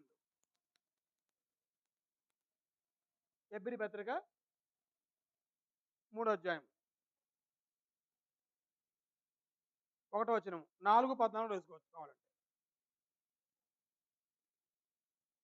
4:14 మొదటి తిమోతి 2:5 ఆయన మధ్యవర్తి. మనం ఎవరు అండి? యాజకులము. యేసుప్రభు ఎవరండి? ప్రధాన యాజకుడు.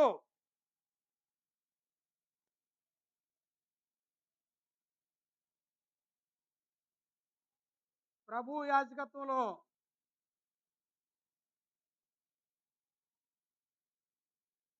ఉన్నావా? ప్రభు యాజకత్వంలో ఉన్నావా లేదంటే ఇంకెక్కడో ఎవరికో ఆలోచించుకోండి. 4వదండి. 4 అయిపోయింది. 5వది అక్కడ రాస్తాను 5:6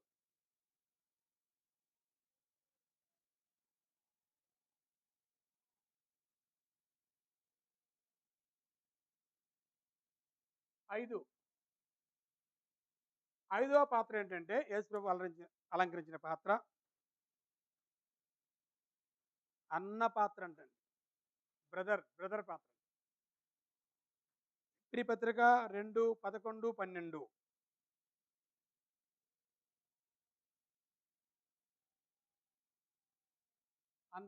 అన్న పాత్ర.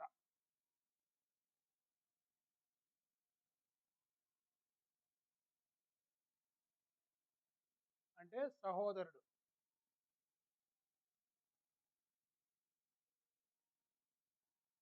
హెబ్రీ పత్రిక 2:11-12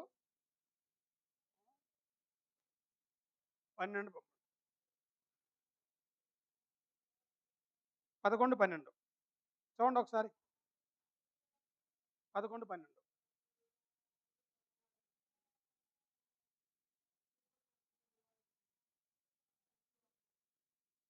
ఒక్క నిమిషం మళ్ళీ చదవండి.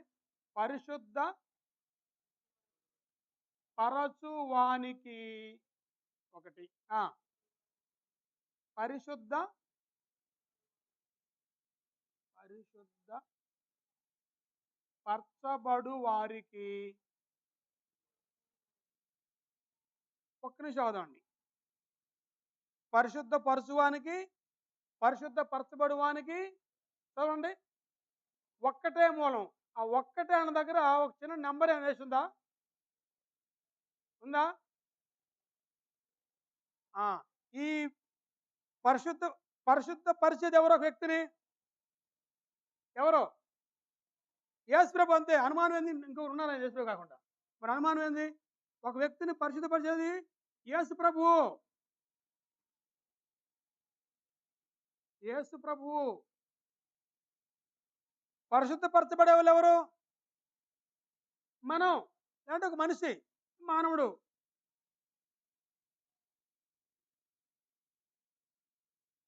మానవుడు. ఇప్పుడు పరిశుద్ధపరిచేటువంటి యేసు ప్రభువుకి, పరిశుద్ధపరచబడే మానవుడికి మూలం ఒక్కటే అన్నాడు కదా.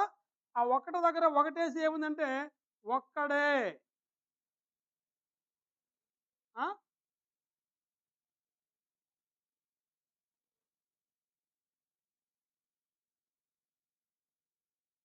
దేవుడు ఒక్కడే. దేవుడే యేసు ప్రభువుకి, మనిషికి పరిశుద్ధపరచబడటానికి కారణం. అంటే యేసు ప్రభు ద్వారా మనిషిని పరిశుద్ధపరుస్తున్నాడు. కాబట్టి ఇక్కడ ఈయన యేసు ప్రభు దేవుని కుమారుడు. ఈయన ఎవరు అవుతాడండి? దేవుని కుమారుడు అవుతాడు. ఈయన జ్యేష్ఠ కుమారుడు, ఈయన చిన్న కుమారుడు. మరి అప్పుడు ఈయనేమవుతాడండి? అన్న అవుతాడు. ఏ హేతు చేత? ఇదిగో ఈ కారణం చేత. పరిశుద్ధపరచబడే వ్యక్తికి, పరిశుద్ధపరిచే వ్యక్తికి ఒక్కడే కారణం కాబట్టి ఈ కారణం చేత వారిని సహోదరులని పిలుస్తున్నాడు. ఎవరినైతే ప్రాణం పెట్టి రక్షించాడో వారిని ఆయన పిలుస్తున్నాడు, సహోదరుడు అని పిలుస్తున్నాడండి. ఆ క్రీస్తు యేసునందు ఆ పరిశుద్ధపరచబడినటువంటి వారిని, అనగా ఎవరినండి? పాపం విషయమై మారు మనసు మంది బాప్తిసం పొందిన వారిని. ఎవరిని? తమ పాపాలు ఒప్పుకొని క్రీస్తు రక్తంలో కడగబడిన వారిని. ఎవరినండి? క్రీస్తు సంఘంలో సభ్యులుగా చేరిన వారిని, యేసు శరీరంలో అవయవగల్లో చేరిన వారిని ఆయన ఏమని పిలుస్తున్నాడంటే నా సహోదరులు అని పిలవడానికి సిగ్గుపట్టలేదండి. ఈరోజు ఒక తల్లి గర్భాన్ని పుట్టిన బిడ్డలు కొంతమందిని పిలవాలంటే కొన్నిసార్లు సిగ్గేస్తుంది కదండి మనకి. ఎవరికైనా సిగ్గేస్తుందా? వేయట్లేదా? ఇప్పుడు మన తోడబుట్టిన వాళ్ళు అన్న తమ్ముడు అనుకోండి, ఆడేసేటువంటి పనికి కొన్నిసార్లు మావాడు చెప్పుకోవడం సిగ్గుపడదాం మనం. సిగ్గుపడరా? ఒక తల్లికి పుట్టారు, ఒక అతను మంచి పని చేశాడు, చెడ్డ పని చేశాడు. అప్పుడు ఇది ఎవరంటే ఏం చెప్పుకుంటాం మనం? అప్పుడు కొంచెం బాధ వేస్తుంది కదండి. అది నేను అంటుంది. కానీ ఇప్పుడు మనం చేసే పనులన్నింటినీ యేసుప్రభు వారు క్షమించేసి మనల్ని ఏమని పిలుస్తున్నాడు? నా సహోదరుని పిలుస్తున్నాడండి. అప్పుడు మనం ఎలా ప్రవర్తించాలండి? అప్పుడు ఆయన తగ్గట్టుగా ఉండాలి. యేసుప్రభు మన అన్న అయినప్పుడు ఆయన పరువు పోకూడదు. యేసుప్రభు మనకు సహోదరుడిగా ఉన్నప్పుడు ఆయన మనం విలువ తీయకూడదు అని ఎవరైనా అనుకుంటున్నారండి? నా ఇష్టానుసరణ ఉంటాను అనుకుంటున్నారండి. నువ్వు ఉంటావు కరెక్టే. యేసుప్రభు పరుగు పోతుంది అక్కడ. యేసుప్రభు నువ్వు మీ సహోదరులు అంటివే అంటారండి. యోబు దేవుని యొక్క విలువ పెంచాడు, తగ్గించాడండి సాతాను దగ్గర. ఆ దేవుడు ఒక మాట చెప్పాడు యోబు గురించి, తెలుసా నీకో? యోబు గురించి అడిగాడండి. ఆ మాట ప్రకారం నిలబడ్డు కాబట్టి ఆడ సాతాను తలదించుకున్నాడు. లాంటి ఒకసారి ఉంచండి. సాతాను వచ్చేపాటికి యోబుకి ఏదైనా పాపం చేసి ఉంటే దేవుడు మాటే అయిపోయేదండి.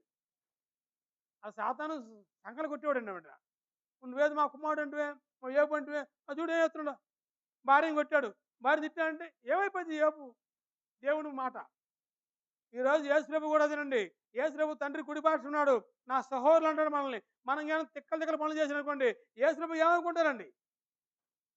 అతనే నువ్వు కాపాడింది, రక్తం ఇచ్చి అతని కోసం ప్రాణం పెట్టింది అతనేనా? చూడు పైనుంచి దేవదూతలు అనుకుంటారా? దేవుడు అనుకుంటాడా? సకల పరిస్థితులు అనుకుంటారా? నువ్వు అతని కోసం ప్రాణం పెట్టావా? అతను ఆడ తిరుగుతున్నాడు రోడ్లు బట్టి సంఘం విడిచిపెట్టి. అసలు తండ్రి దగ్గర పోవడం అర్హత లేని మనల్ని ఆయన ప్రేమించి ప్రాణం పెట్టి రాజుగా ఉండి పరిపాలిస్తూ నా సహోదరులు అని చెప్పుకుంటున్నాడండి. మనం చెప్పుకోవడం కదా, ఆయన చెప్పుకోవాలి గొప్పతనం. ఈ పదాన్ని చాలా మంది మనం చెప్పుకుంటున్నామండి, అన్న అన్న అని. ఆయన ఇప్పుడు మన తమ్ముడు అంటాడు ఎప్పుడన్నా. ముఖ్యమంత్రి నేను అంటాం కదా, ఆయన నన్ను అనాలి. అది గొప్పతనం అంటే. ప్రధానమంత్రి నేను మా మా పర మా మోడీ అంటే ఉపయోగం లేదు. ఆయన అనాలి మా మోషన్ అని అంటే అప్పుడు నాకేమైనా వాల్యూ ఉంటుందేమో. నేను చెప్పుకునే ఉపయోగం ఉంది. నాకు ప్రధానమంత్రి తెలుసు. ఓ ప్రధానమంత్రి మా బంధువు అంటే ఎవరికి కావాలి?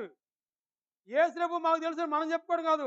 యేసుప్రభు చెప్పాలి మన గురించి, వీళ్ళు నా సహోదరులని. అలా చెప్తున్నాడు చూడండి ఆయన.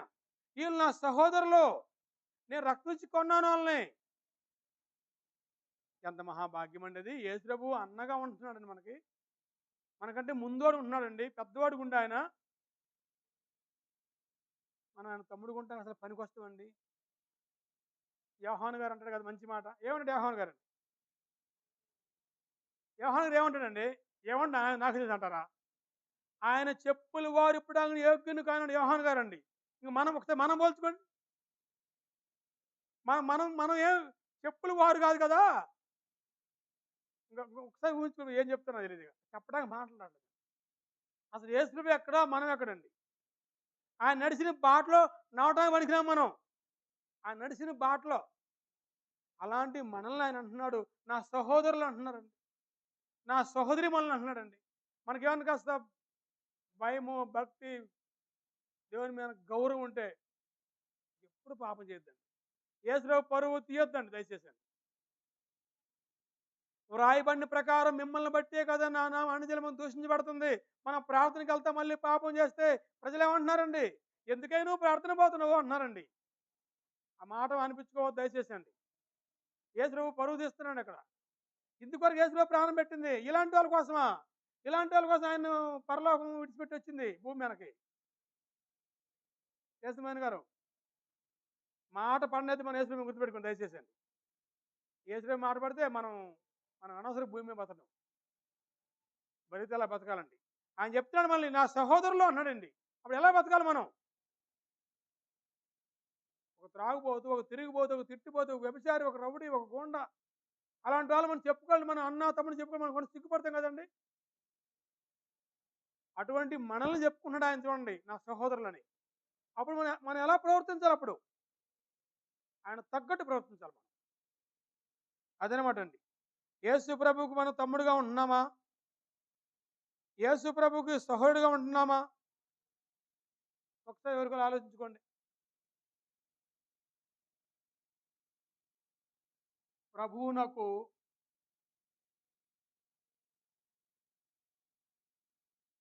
సోదరిగా, సోదరుడుగా ఉన్నామా? మనం ఉంటున్నామా?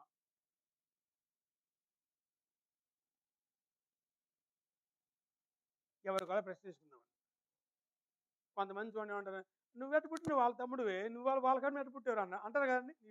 అదే మీ తాత చూస్తే ఇలాంటి వాడు నువ్వేంట్రా ఈ వంశంలో అంటామండి. కొన్నిసార్లు బ్యాట్ వద్దు మనకండి మనం చేసే పనులు బట్టి.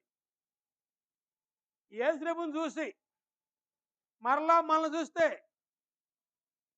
ఇతను అచ్చ యేసుప్రభుడు చేస్తున్నాడు వాళ్ళ తమ్ముడు కాబట్టి అనిపించాలండి. అది యేసుప్రభు అన్నది కరెక్టే అని అనిపించాలండి.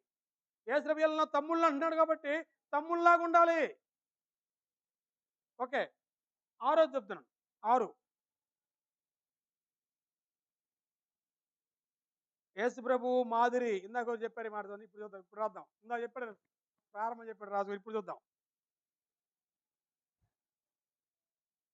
భూమి మీద మనందరికి కూడా ఒక అలవాటు ఉంటుంది. లేదంటాం లేదు, ప్రతి ఒక్కరికి అలవాటు ఉంటుంది. రోల్ మోడల్ తెలుగులో చదువుదాం. తెలుగులో ప్రతి ఒక్కరికి కూడా ఎవరినో ఒకరిని అనుకరించి అలవాటు ఉంటుందండి.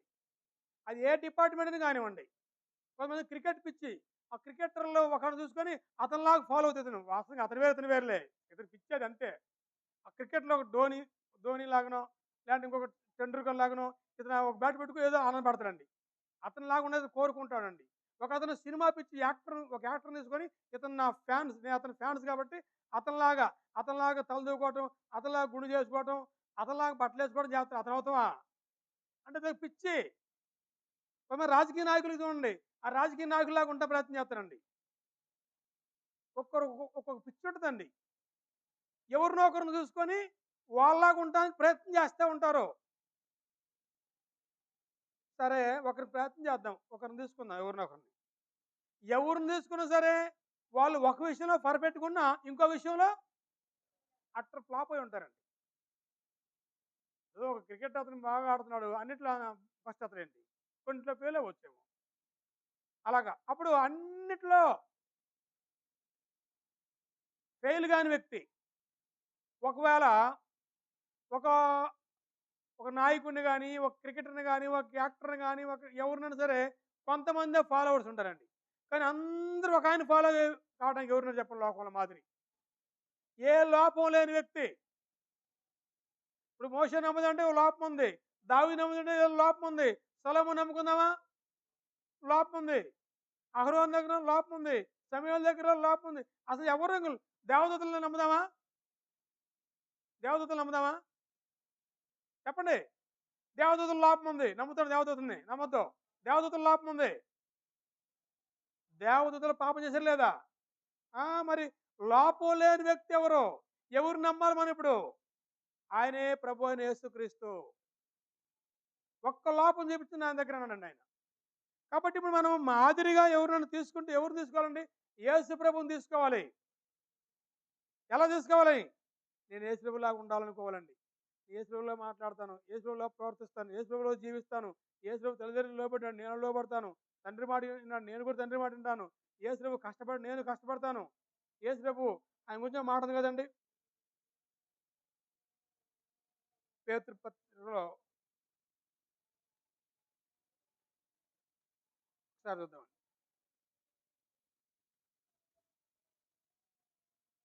దూషించబడి దూషించలేదు, శ్రమ పట్టబడి బెదిరింపలేదు. ఒకసారి చూడండి, పేతురు రాసిన మొదటి పత్రిక 2వ అధ్యాయం 21.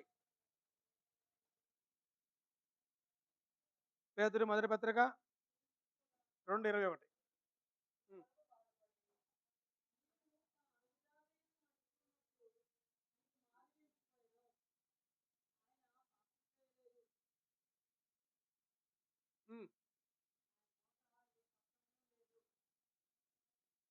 చదవండి. మొదటి పేతురు 2:21, 22 చదవండి ఒకసారి. యేసు ప్రభువు పాపం చేయలేదు. అది అద్భుతమైనటువంటి మాదిరి మనందరికండి. మీరు యేసు ప్రభువులో ఉండాలనుకుంటే ఆయనలాగా పాపం చేయకుండా ఉండండి దయచేసి. ఆయనలాగా జుట్టు పెంచుకుంటాను, ఆయనలాగా గడ్డ పెంచుకుంటాను, ఇలాంటి తిక్కల పనులు చేయకూడదండి. ఆయనలాగా అంగి తెల్ల సొక్కేసుకుంటాను, ఆయనలాగా చిన్నగా నడుస్తాను, అయిగా చేయాల్సింది. యేసు ప్రభు పాపం చేయలేదు అంతే. నిజంగా నీకు ఆయన అంటే ఇష్టమైతే ఆయన్ను అనుసరించలేకుంటే పాపం చేయొద్దు. అది ఇంకా ఆయన నోట ఏ కపటం లేదంటండి. ఆయన దూషించలేదు, శ్రమ పట్టుబడి బెదిరించి మరి ఏం చేశాడండి? న్యాయంగా తీర్పు తీర్చు దేవునికి తన్ను తాను అప్పగించుకొనెను. ఎవరైనా మనకు అన్యాయం చేస్తుంటే మనం ఏం చేయాలి? 4 ఆప్షన్లు. పెద్ద మనుషులు కూడా పోవాలనా, కోర్టు పోవాలనా, తిరిగి దూషిద్దామా, ఏం చేద్దామండి? ఇట్లా ఏదో ఒకటి చేద్దాం కదా. మనల్ని దూషిస్తున్నారు, మనల్ని శ్రమ పెడుతున్నారు, మనల్ని బాధ పెడుతున్నారు. ఒకటి మనం దూషిద్దామా, లేదంటే పెద్దలు చేద్దామా, లేదంటే పోలీస్ స్టేషన్కి వెళ్ళి కేసు పెడదామా, ఏం చేద్దామండి? దేవునికి అప్పు చెబుదామండి. దేవుడైతే న్యాయంగా తీర్పు తీరుస్తాడంటండి సరిగ్గా. కొన్నిసార్లు మనుషులు న్యాయంగా తీర్చరు, మన పక్షాన్ని వాళ్ళకి అన్యాయం చేస్తారు. కొన్నిసార్లు వాళ్ళ పక్షాన్ని మనకు అన్యాయం చేస్తారు. మనుషులు నమ్మడం లేదు. అందుకని దేవుడిని నమ్మండి, దేవునికి అప్పు చెప్పండి. యేసు ప్రభువుని అన్యాయం చేస్తుంటే ఆయన ఎవరికి అప్పు చెప్పాడు? కేసు అండి. దేవుడికి అప్పు చెప్పాడండి. అయ్యా మరి వాళ్ళు ఇలా చేస్తారు, మీరు చూసుకొని చెప్పి ఆయన చెప్పేసి అసలు పేషి లేదండి. ఇంకా ఈరోజు మనం దేవునికి అప్పు చెప్పండి. ఫస్ట్ మనం ట్రై చేస్తామండి శాసన గారికి. అలిగా పోతేనేమో కథలదా పోతామండి, ఇంకా కాదు పోలీస్ స్టేషన్ పోతామండి. అది కాదండి. లేదా రాజకీయ నాయకులు కూడా పోతారండి. ఎక్కడ పోవద్దండి. ఆడు మీరు అనుకోవచ్చు, మరి మాకు నష్టం చేస్తున్నాడు వేరే ఆయన సొమ్మంతా అన్యాయం నష్టమైపోతుందిగా. పోనివ్వండి ఎంత నష్టమైపోతుందో దేవుడు మీకు రెట్టింపిస్తాడు. ఆయన దూషించబడియు బదులు దూషించలా. శ్రమ పట్టబడియు బెదిరించక. తను న్యాయంగా తీర్పు దేవునికి అప్పగించుకున్నాడు. యేసుక్రీస్తు మనందరికి మాదిరి అయితే మనం తిరిగి బదులన్నది ఎవరు? మీరు ఎంతమందికి ఇష్టపడితే బదులనుకుని ఉంటాం మళ్ళీ. బదులనుకుండా ఉండాలి మళ్ళీ. ఎంతమందికి ఇష్టం? ఎవరికి ఇష్టం లేదు. మనమంటే ఊరుకుంటామా? ఒకటంటే రెండు అంటాం, రెండంటే మూడు అంటే మూడు అంటే నాలుగు అంటాం కదండి. మరి యేసుప్రభుకి మాదిరి అంటున్నాం మనం. ఏమో ఒకసారి ఆలోచించేద్దాం. యేసుప్రభు అయితే బదులు అనడు. ఆయన అన్నా అనడు, ఆయన అనకపోయినా అనడు. యేసుప్రభుని ఏమన్నా అన్నారా మాటలు? మెచ్చుకున్నారమ్మా యేసుప్రభుని? ఆయన్ని పొగిడి అందరూ పూలదండలేసి ఏమన్నా చేశారా? లేదంటే ఏమన్నా రకరకాల ఇబ్బంది పెట్టారా? నువ్వు తిండిపోతు అన్నారు యేసుప్రభు. యేసుప్రభు నిజంగా తిండిపోతు కాదండి ఆయన. ఆయన తిండి లేకుండా సేవ చేసాడు ఆయన. ఆయన తిండిపోతా. కానీ ఆయన ఆయన ఏమన్నారండి? తిండిపోతు అన్నారు. తిండిపోతు కానాయన్ని తిండిపోతు అంటే ఓర్చుకున్నాడు. కానీ మనం తిండిపోతును తిండిపోతుంటే ఓర్చుకో. అది మన సమస్య ఇప్పుడు. మనం తిండిపోతున్న వాస్తవానికి తిండి కోసం కక్కుర్తి పడతాం. అలాంటి మనల్ని తిండిపోతుంటే ఓర్చుకోం. కానీ ఆయన ఏ తిండి తినడు. కక్కుర్తి పడి తినడు కాదు ఆయన. అందరూ భోంచేసి ఆయన వాక్యం చదువుతాడు అవసరమైతే. అలాంటి ఆయన్ని నువ్వు తిండిపోతున్నారు. నీకు దయ్యం పట్టిందన్నారండి అవసరమైతే. నువ్వు పాపులకి స్నేహితుడు అన్నారు. నీ అందరు మీ ఫ్రెండ్స్ వాళ్ళేలే. ఈ మాటలంటే ఎవరికైనా ఎలా ఉంటుందండి? నరాలు కోపం ఉంది కదండి. ఉంటాడో సరే లేచి కొడదా అన్నది కోపం వద్దండి. కాళ్ళు లేవు సరే నేను లేస్తేనే అంటాడండి అతను కాళ్ళు లేకపోతే సరే. అంత కోపం వద్దండి ఆ మాటలకి. మరి యేసుప్రభుకి ఎందుకు కోపం రాలేదండి ఆయనకి? వాళ్ళు అలా అంటా ఉన్నారు. ఈయన ఈ దరి పోతుండంటండి. ఈ దరి ఎందుకు కాసుకున్నారు ఈయన గొడవపడి ఉందని చెప్పి. ఈయనంట అటుపోయాడు అంటండి. మనం ఏమనుకుంటామండి? అటుపోయి ఇటే బా ఎక్కడా ఇటే బా ఎటే పోతే తిరిగిపోతాం మనం అయితే. ఎదురే పోతామండి. మనం మామూలు కాదనమాట. అలాంటి మనం మరి ఏదో ఆయన ఆయన నమ్ముకొని చెప్పుకున్నాం కానీ ఆయన మాదిరి పాటించలేదే మనం. అంతే. యేసుప్రభు సర్వలోకానికి మాదిరి. ఎన్నిట్లో మాదిరి ఆయన? అన్నిట్లో మాదిరి. ఎంతమందికి మాదిరి? అందరికి మాదిరి. కానీ సెలబ్రిటీలందరూ కూడా కొందరికే మాదిరి. కొంతమందికి మాదిరి కాదోళ్ళు. కానీ యేసుప్రభు అందరికి మాదిరి ఆయన. స్త్రీలకు యేసుప్రభు మాదిరిగా ఉంటాడా? పురుషులకి, చిన్నపిల్లలకి, పెద్దోళ్ళకి, యజమానుడికి, దాసుడికి, భర్తకి, భార్యకి అందరికీ ఆయన సరిపోయినవాడండి.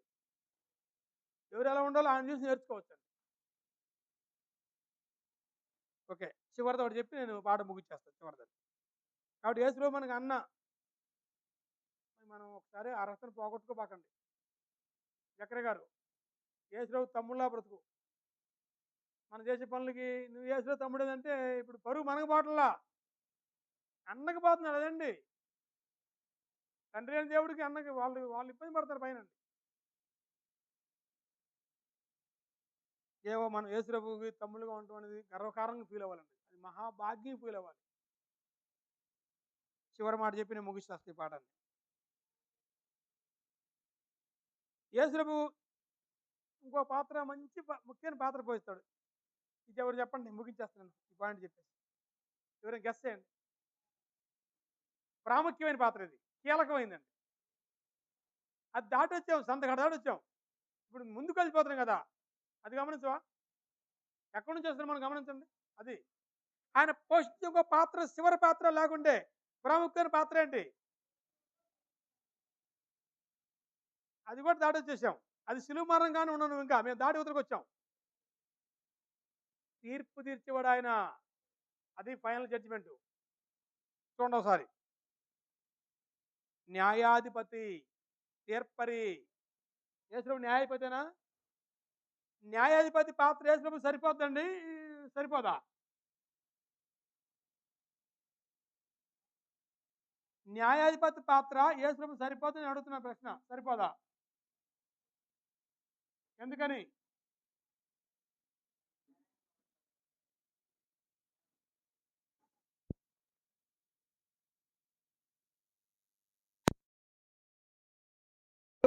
పక్షపాతం ఉండకుండా న్యాయం తీర్చాలి. ముందు అతని దగ్గర ఏ లోపం ఉండకూడదు. మనకి సరిగ్గా న్యాయం తీర్చడం చేత కాదు ఒకటి. రెండవది అసలు న్యాయపతిగా ఎవరో మనం తెలియక మనం వెళ్ళిపోయి అది వెళ్ళిపోయి మనం నిలబడతామని మనం తీర్పు చేయమని. ఇప్పుడు భార్య భర్తలకు గొడవ వచ్చింది, వీళ్ళిద్దరు కలిసి ఇద్దరు పిల్లలు అడుగుతాడు నన్ను తీర్పు తెలుసుకుని. ఏం చెప్తుంది నీకు? పోవచ్చు అలాగే అతను ఇద్దరు భార్యలు ఆడపై ఏం తీర్పు తీసి నడుస్తుంది, నీకేం చెబుతావు? అదేనమాట అండి. ఒక వ్యక్తికి అడగాలి అతని దగ్గర ఏ లోపం ఉండదు, అతను పర్ఫెక్ట్గా ఉండాలి, అతను పక్షపాతం చూపించకూడదు, ఇది మనోడే తరుణాన్ని తేడా ఉండకూడదు. అలాంటి వ్యక్తి కాడికి పోవాలి న్యాయం తీర్చమని. అలాంటి వ్యక్తులు ఏమున్నారండి ఇక్కడ భూమి మీద? ఎవరు లేరండి.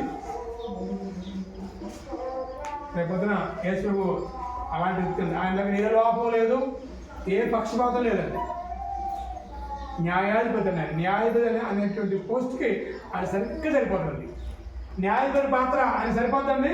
ఈయనకి ఇచ్చాల్సిన ఉన్నారు అన్నట్టుగా.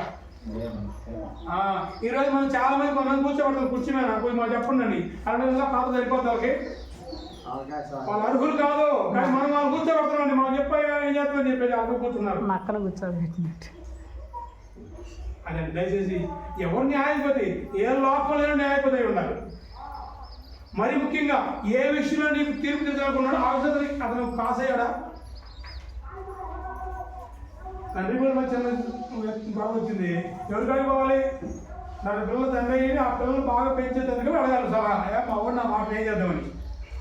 వాళ్ళ కొడుకు బాబాయ్ ఆడు ఏమడుతున్న సమాధానం అలాగనమాట అండి. న్యాయాధిపతి యేసు ప్రభు తీర్పరి. ఒకసారి వచ్చే చూద్దామండి. 2వ తిమోతి పత్రిక 4వ అధ్యాయం. 2వ తిమోతి 4వ అధ్యాయం. 2వ తిమోతి 4వ అధ్యాయం.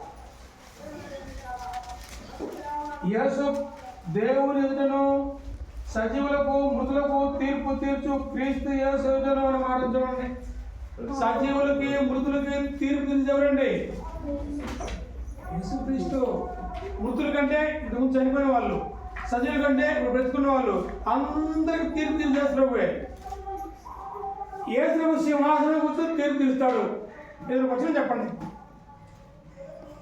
మత్తయి సువార్త 25 అధ్యాయం. Very good. అంతే. ఆయన రాజు సింహాసనం కూర్చుంటాడు. అప్పుడు జనులందరూ ఆయన దగ్గర పోగు చేయబడతారు. గొల్లవాడు గొర్రెలను మేకలు వెళ్ళడానికి వేరు చేస్తాడండి ఆయన. తీర్పు కూర్చున్న దృశ్యం వస్తాయా? 20 అధ్యాయం మత్తయి సువార్తలో 31-40 దాకా ఉంటుందండి.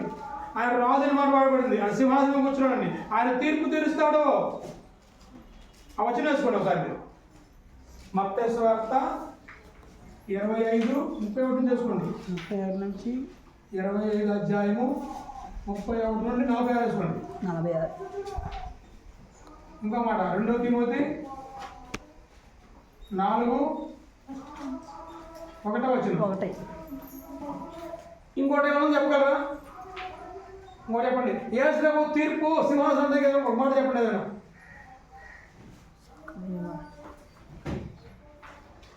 2వ కొరింథీ పత్రిక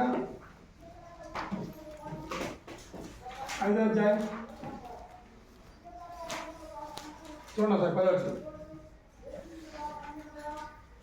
మనము దేహం జరిగినటువంటి దాని ఫలము ప్రతి వారు పొందినట్లు, అది మంచివైనా సరే చెడ్డవైనా సరే, శరీరం చేసినటువంటి ప్రతి ఒక్క పనికి తీర్పు ఒక రోజు ఉంది. అది పొందడానికి ఆడికి వెళ్తాం మనం. క్రీస్తు న్యాయపీఠానికి ప్రత్యక్షం కావాలి. 2 కొరింథీ 5:10 లేదా చదువు ఒకసారి. ఎందుకనగా తాను జరిగించిన క్రియల చొప్పున అవి మంచివైనను సరే చెడ్డవైనను సరే దేహంతో జరిగించిన వాటి ఫలమును ప్రతి వాడు పొందినట్లుగా మనమందరము క్రీస్తు న్యాయపీఠం ఎదుట ప్రత్యక్షం కావాలి. క్రీస్తు న్యాయపీఠం. క్రీస్తు ఎవరు? న్యాయాధిపతి. న్యాయాధిపతి అయిన క్రీస్తు నిన్ను తీర్పు తీర్చేయాలా. నువ్వే గుంపులో ఉంటావు ప్రియమైన సహోదరి సహోదరుడా. ఆ తీర్పు సిద్ధంగా ఉన్నావా? ప్రభువు మాదిరిని అనుసరిస్తున్నావా?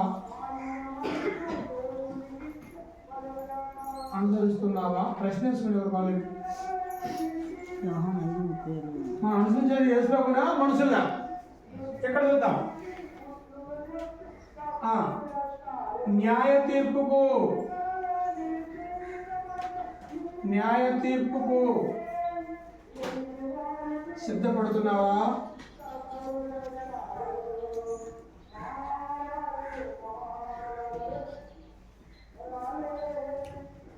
ప్రియమైన సహోదరులారా, మనం క్రీస్తు న్యాయపరంగా ఉండడానికి రెడీగా ఉన్నామా? సిద్ధపడాలి. తీర్పు ఖచ్చితంగా మంచివాడి సరే చెడ్డవాడి సరే ప్రతి వారికి వారి క్రియలు బట్టి ఇచ్చే జీవితం నా దగ్గర చెప్పాడు దేవుడు. ఆ జీవితం తీసుకోవాలి. సిద్ధపడగలిగి ఉండాలి, రెడీగా ఉండాలి. మంచి పని చేస్తావా? సత్క్రియ చేస్తావా? దుష్క్రియ చేస్తావా? ఆలోచించుకోండి. కాబట్టి యేసుక్రీస్తు అలంకరించిన పాత్రలు ఎలా ఉన్నాయండి? ఏ పాత్రలో ఆయన కొంచెం ఇలా చేస్తే బాగుంది అనిపిస్తుంది మీకు? అన్న ఇలా చేశాడు కదా ఆయన, ఇది చేస్తే ఇంకా బాగుంది అనిపించిందా? ఫుల్ఫిల్ అయిందండి. చివరిగా మాటలు మంచిగా ఉంటుంది. 17:5 తండ్రి నాకు ఇచ్చిన పని